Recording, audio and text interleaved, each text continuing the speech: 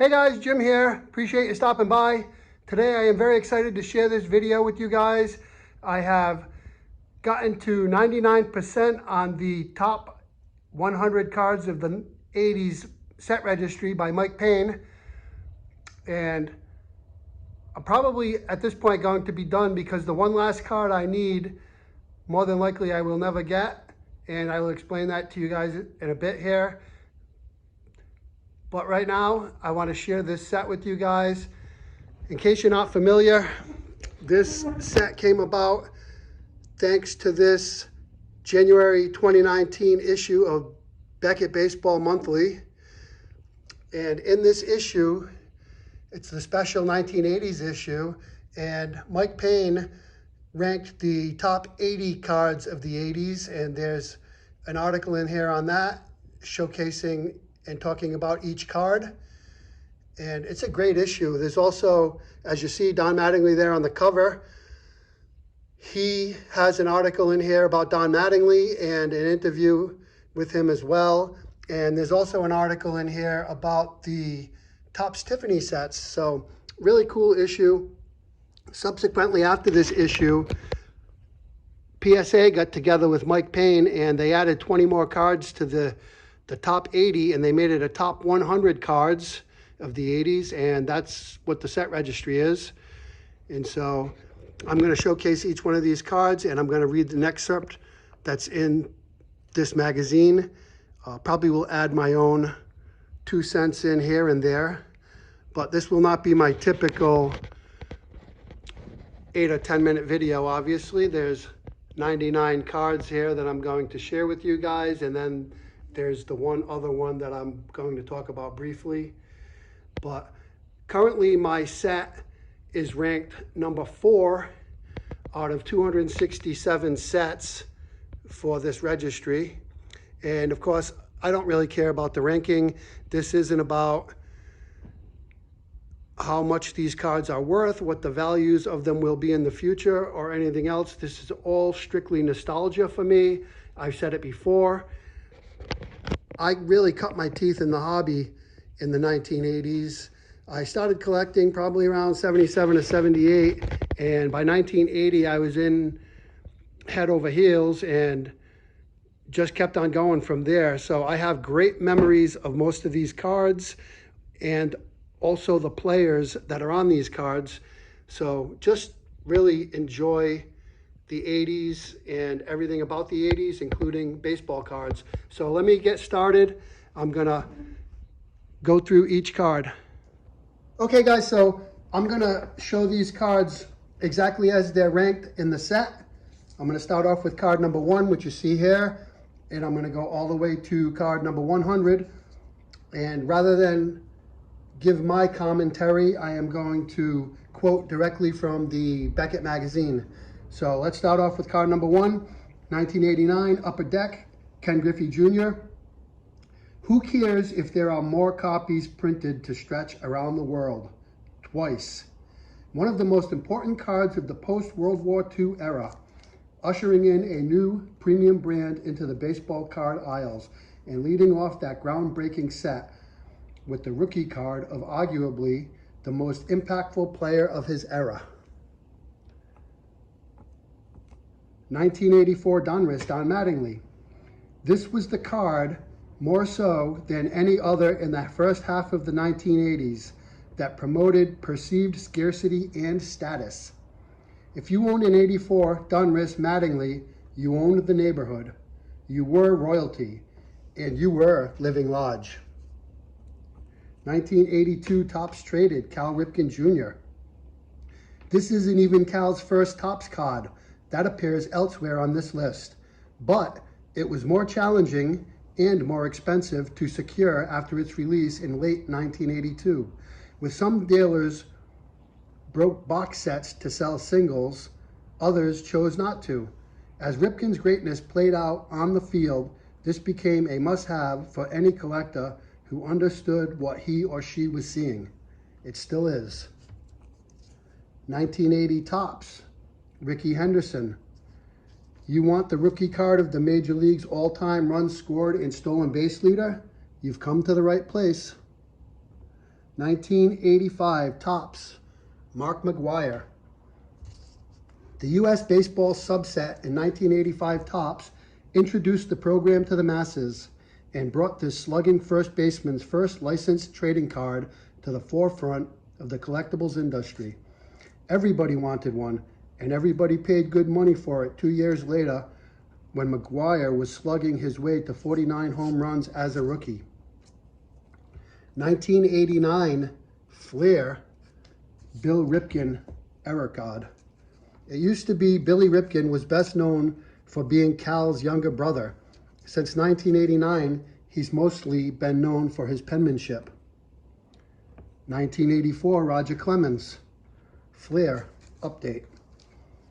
Give Flair credit for getting the Rocket in its first 1984 update set, when the competitors waited until the next year to include him in their sets.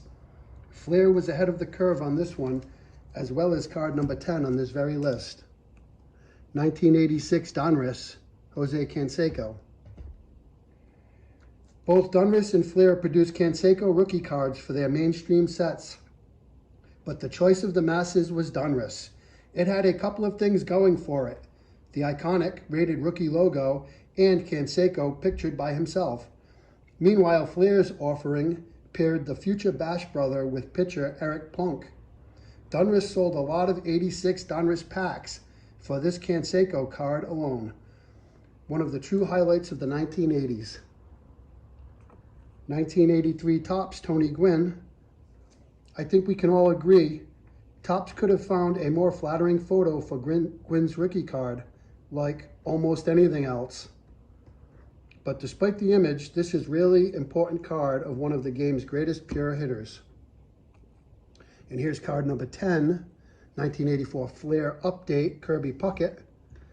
Kirby Puckett wasted no time in making his mark in Minnesota, batting .296 as a 24-year-old rookie in 1984. But it took some time to develop his power. As a rookie, he did not hit a homer. He hit 4 the next year, then exploded with 83 round trippers from 1986 through 1988.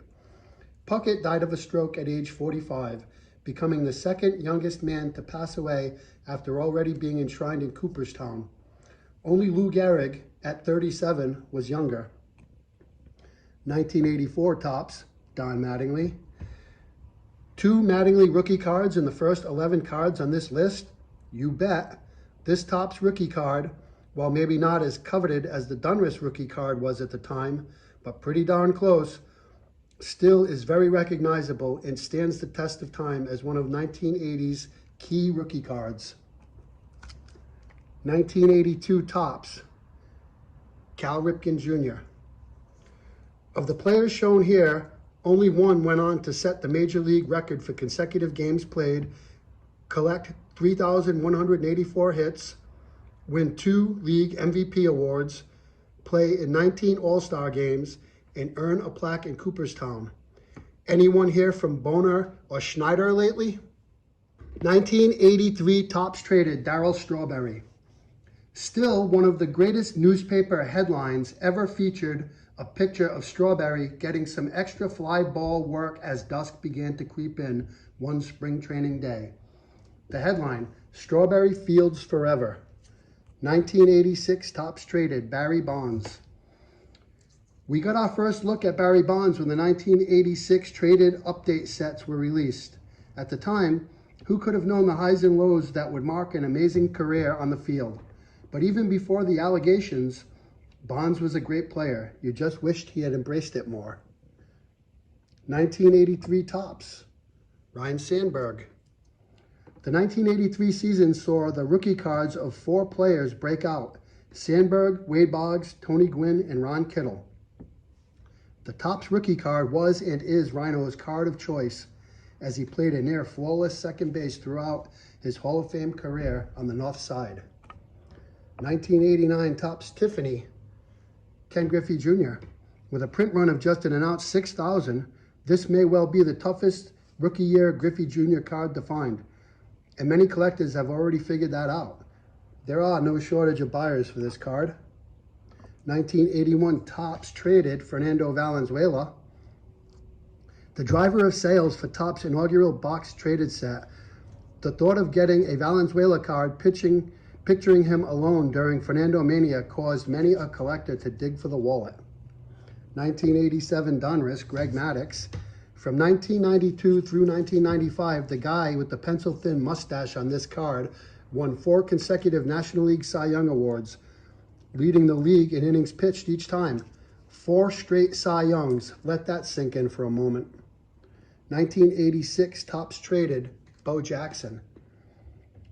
Jackson was already a household name when his card appeared in the 1986 Topps traded set.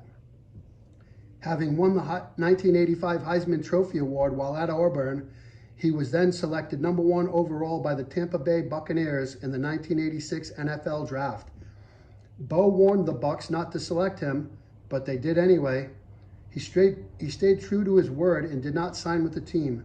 A few months later, the Kansas City Royals took Bo in the 4th round of the 1986 MLB Draft. He signed, became an All-Star, and marketing gold. 1984 Topps traded, Dwight Gooden. Like its competitors, Topps waited until its late season traded release to issue the company's first card of the 17-game winner in 1984 Rookie of the Year, and also finished second in Cy Young Award voting. He won the next year.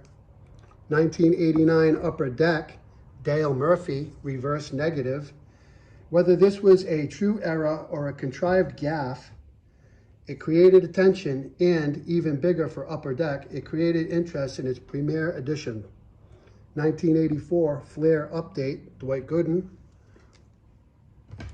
When he entered the 1984 All-Star Game in San Francisco to open up the 5th inning, Gooden was a 19-year-old, just 2 years out of Hillsborough High School in Tampa.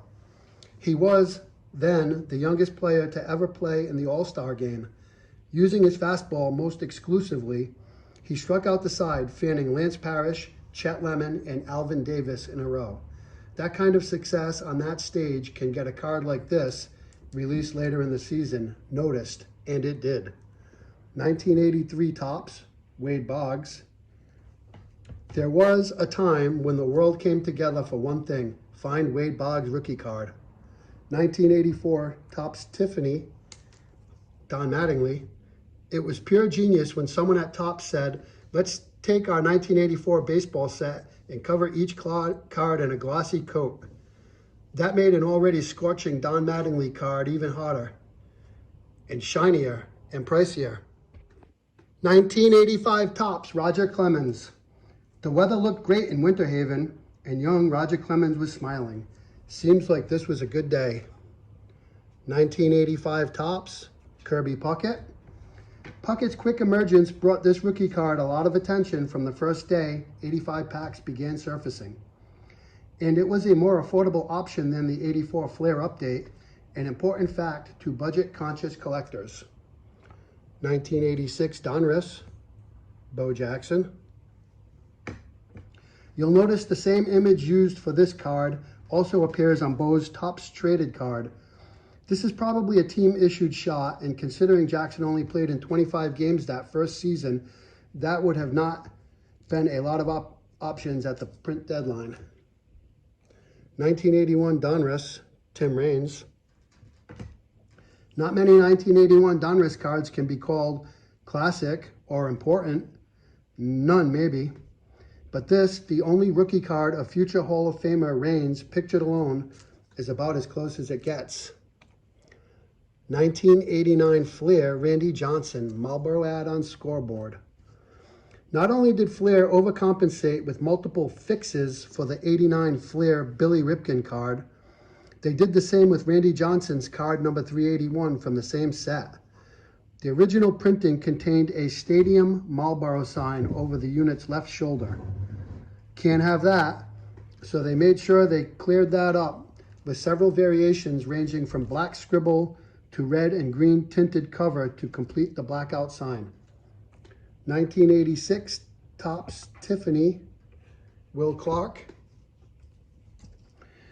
Big shot hitter for USA Baseball and at Mississippi State, Clark was a highly anticipated rookie coming into the 1986 season. While others bought and sold lots of this XRC, Smart buyers figured, what the heck, and bought the limited edition glossy Tiffany version. 1986 Flair, Barry Bonds. Perceived to be printed in fewer quantities than the Topps Traded release, and maybe the Donruss, the rookies release, too. The image is classic Bonds, bat in hand, ready to uncoil. The blue border was susceptible to some chipping. Here's a vote to return to the yellow helmets full time. 1982 Donruss, Cal Ripken Jr. Donruss dramatically changed its look from its first set in 1981 to its second in 1982. But the best thing that the 82 set had going for it was this very affordable Cal Ripken Jr. rookie card. 1981 Flair, Greg Nettles. Era card, C Nettles on back. Nobody wants to look goofy while trying to make the all-important first impression and all.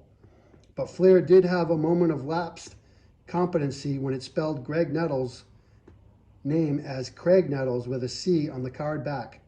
Yes, it was corrected, but by then it had made industry headlines, and the C Nettle was all anybody wanted. 1984 Topps, Darryl Strawberry. One of the most anticipated rookie cards heading into the 1984 season, as Straw had slugged 26 home runs and stolen 19 bases en route to earning the 1983 National League Rookie of the Year award. 1986, Topps Traded, Jose Canseco. There were other significant cards when Topps released 1986 traded sets dropped. Bo Jackson, Will Clark, and Wally Joyner, to name just a few. But the company's first Canseco card did move the needle in the secondary market, even though Donruss and Flair had included the youngster in their regular season set. 1989 Donruss, Ken Griffey Jr. One of the pack-pulled rookie cards during Jr.'s rookie season, but a tough blend of purple and black border. An RC of one of the game's greatest, but this one isn't winning any beauty contests. 1986 Donruss, Fred McGriff. In 20 years, how will history remember the crime dog? Will it be as one of his era's most prolific sluggers, whose name was not linked to performance-enhancing drugs? Or will McGriff just be collateral damage from the misdoings around him? He deserves so much more than that. 1987 Topps Traded Tiffany, Greg Maddux. The 1987 Topps Tiffany regular set and traded sets are believed to carry the highest print runs of any Tiffany set. But that doesn't mean this true rookie year glossy card of a Hall of Famer, he did pitch 31 innings in 1986, not enough for rookie status, doesn't have its place in collections. It certainly does. 1988 Score Traded, Craig Biggio. Coming out of Seton Hall, Biggio was a catcher, but he flourished as a second baseman and was one of the better contact hitters of his era. Nobody gets to 3,000 career hits by accident. 1981 Topps, Kirk Gibson. Sparky Anderson did Kirk Gibson no favors, comparing him to Mickey Mantle before Gibson fully figured out Major League Baseball. But, as we know, things turned out okay for Gibby, both in Detroit and LA. 1989, Topps Traded, Ken Griffey Jr. Seems surprising now, but Topps failed to include Griffey in its flagship release in 1989. Completely missed him, while Upper Deck, Flair, and Donruss did include the game's top prospect. But when Topps did get around to including Jr. in its 89 traded box set, they had produced one of the kid's best-looking early cards. 1983 Flair, Ron Kittle. The hottest baseball card in the summer of '83 wasn't Sandberg, Gwynn, or Boggs. It was the bespectacled Ron Kittle, who slugged home runs a very, very far distance at a rate that caught fans and collectors' attention. Flair was the only company that included a Kittle rookie card in its regular set, as Donruss and Topps passed. Make no mistake, the thrill of finding the card in a regular Ocello pack was huge. And like Fernando Valenzuela, 2 years before, Kittle, without a question, was instrumental in advancing the chase of the rookie card in the industry. 1985 Topps, Dwight Gooden. After Doc's record-breaking 1984 season, Topps opted for a non-pitching shot of the dominating right-hander. Great choice, and everything works on this rookie card. 1984 Flair Update, Pete Rose. When it was included in Flair's legendary 1984 update set, many collectors were baffled by the image of Rose in the Rogue Blanc et Bleu of the Montreal Expos. Many still are. 1985 Topps, Eric Davis. Eric Davis was the choice of many collectors hoarding cards in the age of the era of stash and sell. He stole 80 bases in 1986 and followed that up the next year with 50 steals. Of those 130 steals, he was caught just 17 times. From 1986 through 90, Davis averaged 30 home runs and 90 runs batted in and finished with a 900-plus OPS in 3 of those seasons. 1981 Topps traded, Tim Raines. There's no Roberto Ramos or Bobby Pate to have to share on the front of this Raines card. Unlike his regular 81 Topps rookie card, future Hall of Famer Raines is pictured on his own card. Another gem from the groundbreaking 1981 Topps set. 1983 O-Pee-Chee, Tony Gwynn. The Canadian version of Gwynn's Topps rookie card includes the O-Pee-Chee logo in the upper right corner in place of the Topps logo, and you get to learn that in French you would refer to outfield as Botte de Gour. 1987 Topps, Bo Jackson. Look at Bo locked in. Future star indeed. 1987 Donruss, Barry Bonds. Barry appeared in several 1986 year-end releases that are considered XRCs. This was one of the most popular Bonds rookie cards pulled from packs in '87. 1989 Donruss Rookies, Ken Griffey Jr. Ken Griffey Jr. rookie cards were so valuable to collectors in 1989 that if Oprah had been involved in baseball trading cards, she would have been saying to her studio guests, "You get a Griffey Jr. rookie card, and you get a Griffey Jr. rookie card, and you get a Griffey Jr. rookie card," which it would have made for fun viewing, certainly. But this isn't a rookie card. Rather, it's a card released during Junior's rookie season. Big difference. 1985 Flair, Roger Clemens. Flair used a great image for this rookie card, opting for a dialed-in Clemens, which seems appropriate. With this card, Flair became the only manufacturer to produce an XRC and RC of the Rocket. Also, this seemed to be in fewer quantities than Topps and Donruss, Clemens' efforts in 1985. 1988 Score Traded, Roberto Alomar. An unprecedented card for much of Robbie's career, but it did gain some momentum as fans and followers began looking at his career as a whole and how good he was at second base. He won 10 Gold Glove Awards, batted an even .300 over 17 years, and finished less than 300 hits shy of 3,000. He played for 7 teams, but is best remembered as the glue of the back-to-back world champion Toronto Blue Jays in 1992 and 1993, when he batted a combined .347 over both series. 1989 Upper Deck, Randy Johnson. Another great 89 Upper Deck rookie card. Baseball had 2 tall guys breaking in at about the same time, 6'7" Ben McDonald and 6'10" Randy Johnson. It was Johnson who fared better over his career, collecting 5 Cy Young Awards, including 4 in a row, while winning 303 games and landing in Cooperstown. If it weren't for his 1989 rookie cards, most probably wouldn't even remember the big unit pitched for the Montreal Expos. 1981 Topps, Fernando Valenzuela.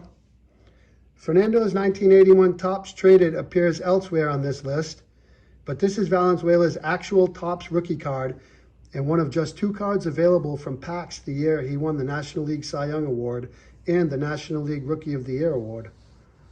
Bonus points for this one, as it also features former Dodgers World Series champion and longtime Angels manager Mike Scioscia. Okay, so we're more than halfway through here at card number 55, 1987 Classic Games, Bo Jackson.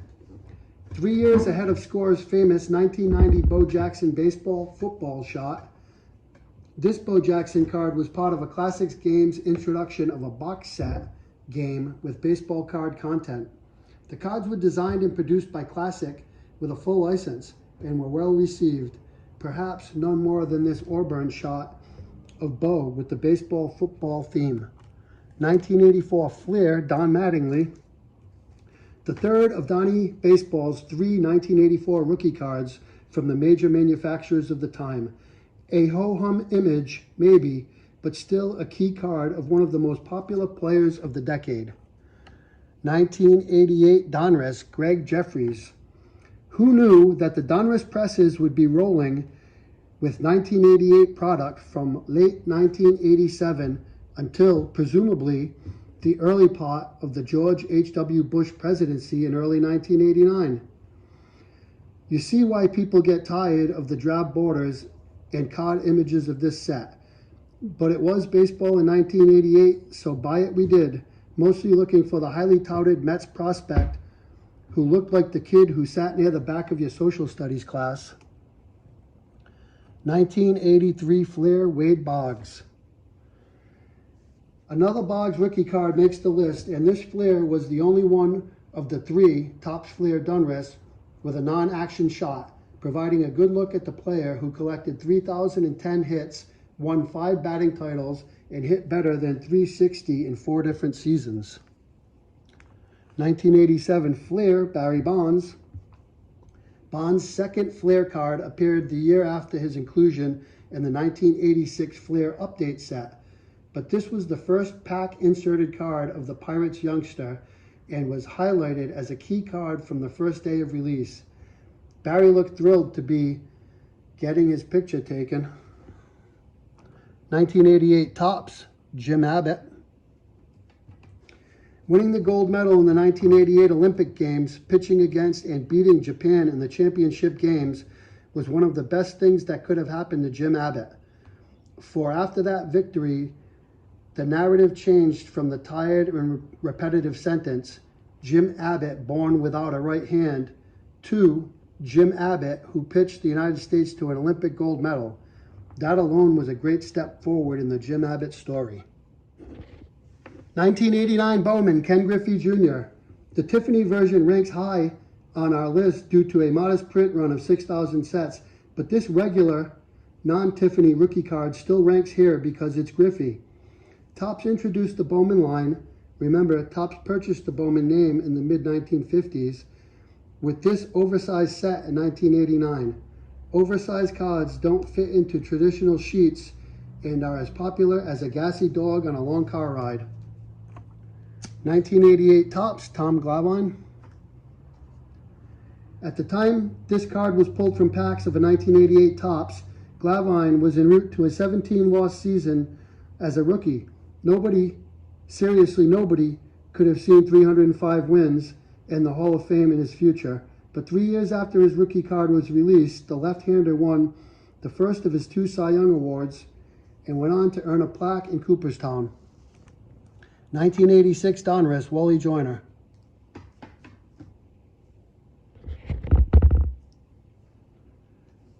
Among the most anticipated cards of the late 1986 releases were the first MLB licensed card of a rookie sensation, Wally Joyner. Wally World took the league by storm by hitting .290 with 22 home runs and 100 runs batted in as a 24-year-old, getting his first taste of big league pitching. Donruss knew something good when they saw it and made Wally card number 1 in the inaugural Rookies box set. 1985 Donruss, Roger Clemens. The third Clemens rookie card and 4th card overall hails from a 1985 Donruss A solid set that was met with a great deal of interest from buyers, figuring that if 1984 Donruss was good, 1985 would be even better. Yeah, about that. Production seemed to multiply from 1984 numbers, and who could blame Donruss for not wanting to leave money on the table? 1987 Flair update, Greg Maddox. There wasn't a lot to get excited about when the 1987 Flair update sets arrived, outside of the first Flair card of American League Rookie of the Year, Mark McGwire. Oh, there were some highlights, such as Steve Carlton looking uncomfortable in a Cleveland Indians uniform, but the key card of the set would be a 20-year-old guy who posted a 2-4 mark and 5.56 ERA in 31 innings the year before. 1982 Flair, John Littlefield. It didn't take long for those busting 82 Flair to realize that John Littlefield's card featured a reverse negative, making the right-hander a lefty on the card front. Flair corrected it quickly, but the error fire had already been stoked. The Littlefield card can still be found, but its value hasn't changed much in the last 35 years, and there are plenty of people who want it. 1982 Donruss, San Diego Chicken. Yeah, we know, it's a dude dressed like a chicken, but it's still a fun card, even if it is a guy who made a living dressed as a chicken, and then got his own baseball card. 1989 Upper Deck, John Smoltz. In 1987, the Detroit Tigers were making one last attempt at a World Series appearance with the band that had gotten them a world championship just 3 years before.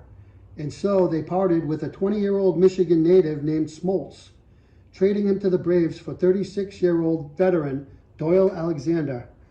Alexander went 9-0 from mid-August on. Even so, let's just say the Braves won the trade. So next up, I've got the card that I actually don't have for this set, and it is a 1987 Donruss opening day Barry Bonds card, but this is an error card, and that is actually Johnny Ray pictured there. And I'll read what it says. 1987 Donruss opening day Barry Bonds era Johnny Ray. Produce an opening day box set, they said. It's easy to do, they said. Meanwhile, this might be the only time Johnny Ray was ever mistaken for Barry Bonds. So this card, this exact card actually, this is just a print. I printed it. But this exact card in a PSA 7 just sold a couple of weeks ago for $1,500. And so if I ever have $1,500 to spend on one card, it will not be this card. I probably have 100 other cards I would rather have before I would have this one for that price. So this is the reason why more than likely this set will remain at 99%. Next on the list, card number 70, 1982 Flair, Cal Ripken Jr. A Ripken Jr. rookie card for the frugal shopper. 1984 Topps Nestle, Don Mattingly. One of the more difficult Mattingly rookie year releases to find in mint condition is this Nestle card, found on one of 6 different uncut sheets. The cards look exactly like their Topps counterparts, save for the Nestle logo in place of Topps. Sometimes you'll find versions of these that look like they were hand cut by a kid with plastic scissors and little use for even borders. Other times you will find versions that look like they were just pulled from a pack. 1984 Donruss, Joe Carter. Owner of one of the most famous World Series home runs ever hit, and one of the nicest guys to ever grace the front of a baseball card. Carter was class. 1987 Topps, Barry Bonds. Nobody knew it at the time, but the presses ran day and night for 87 Topps baseball. That's okay. It made this card settle in an affordable range so that even when he was on top of the baseball world, kids could still afford it. 1987 Donruss, Barry Larkin. Larkin hit .353 in his hometown Reds' 4-game sweep of Oakland in the 1990 World Series. 5 years after that, he was named the 1995 NL Most Valuable Player, and in 2012, the Baseball Writers Association of America elected him to the Baseball Hall of Fame. Not a bad career for a kid who attended Cincinnati's Moore High School, the same school that later graduated Ken Griffey Jr. 1987 Topps, Rafael Palmeiro. Back before his 3,000 hits and 500 home runs, and back before Rafi's life became complicated, there was this. 1982 Kmart, Maury Wills. In 1962, Topps had opted not to sign Wills to a trading card deal, apparently believing he was not Major League material. Wills was slow to forget the slight, not signing a deal with Topps until 1967. So when time came to include the 1962 National League MVP in its Kmart MVP box set, Topps did the only thing they could. They produced a card that never was. 1988 O-Pee-Chee, Delino DeShields.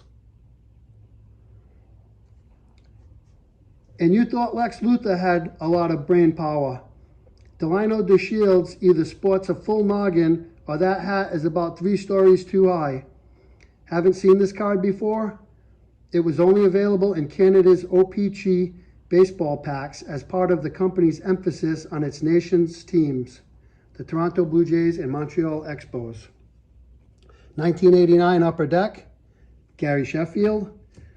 Those ripping packs of 1989 Upper Deck looking for Ken Griffey Jr. cards did find this rookie card of a Brewers shortstop who, at the time, was most known for being Dwight Gooden's nephew and for his gold front teeth.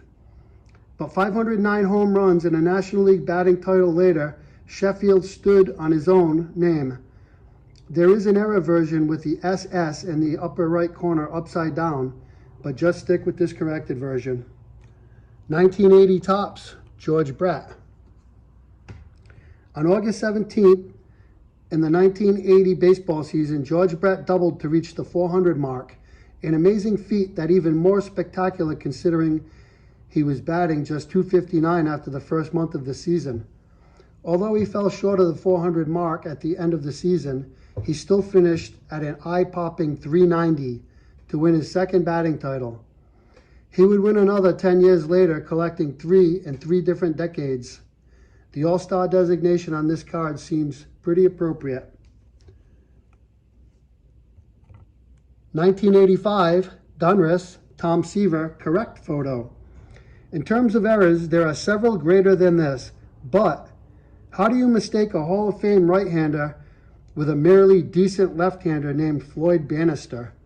Donruss did, letting collectors believe Floyd Bannister was actually Tom Seaver in the first printing of 85 Donruss. They did eventually fix things in their factory set and in the leaf printing. So this card is only available, the corrected version is only available in the 1985 Donruss factory set. The regular pack issued cards depicted a left-handed throwing Floyd Bannister here instead of Tom Seaver. Okay, so we've gotten through the top 80 as ranked in the Beckett magazine. Now I'm going to breeze through these last 20 exactly as they're ranked on the PSA set registry. So here we have at number 81, 1981 Flair, Fernando Valenzuela. I remember this card back in the day. Valenzuela won the Cy Young Award in 1981, and Fernando Mania was going crazy, and this was a big card to hit out of packs. 1987 Topps, Mark McGwire. This is a great looking card. 1984 Donruss, Tony Gwynn. 1984 Flair, Darryl Strawberry. 1982 Donruss, Pete Rose Diamond Kings. This is card number 1 of the 1982 Donruss set, and thereby being the very first Diamond King card. Here's a fun card. 1984 Flair, Glenn Hubbard with the snake. That's the thing with this set. There's a couple of fun cards in here as well as all the rookies. Here's a 1988 Flair, Edgar Martinez. That's his rookie card. 1981 Donruss. Best hitters. And I would agree, many people would agree with that. Rod Carew and George Brett certainly were the best hitters of the 70s and 80s. 1989 Upper Deck promo. That's Wally Joyner there. The backs of these are pretty cool too, as regular Upper Deck did not have a back like that, and different style hologram there as well. So that was just a promo. 1985 Donruss, Dwight Gooden. 1988 Donruss, Mark Grace, the man who had more hits than any other player in the decade of the 90s. Great looking card right here. 1985 Flair Kirby Puckett. 1985 Donruss, 2 for the title. There's 2 versions of this. There's one with white letters over here as well instead of the yellow letters there.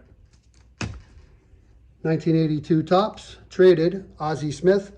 This card was very popular back in the day because it was the first card of him in a St. Louis Cardinals uniform. 1985 Topps, Oral Hershiser, rookie card. 1981 Topps, Joe Charbonneau. I remember Joe Charbonneau being a big deal back in 81. A lot of people were chasing this 81 Topps rookie card of his, and he was had a really good season. They had a song about him and all kinds of hype over Joe Charbonneau, who actually ended up fizzling out a couple of years later. But 1983 Topps, Willie McGee. Willie McGee was a great player. Here's another fun card. 1986 Flair, Mickey Hatcher with the big glove. Not too hard to catch the ball with a big glove like that. Of course, we have the 1981 Topps rookie card of Hall of Famer Harold Baines. And last but not least, card number 100 to round out the set. 1988 Flair update, John Smoltz. So that's all I got, guys. Thank you so much if you're stuck in here for the whole video. I really appreciate it. Talk to you all soon. Bye for now.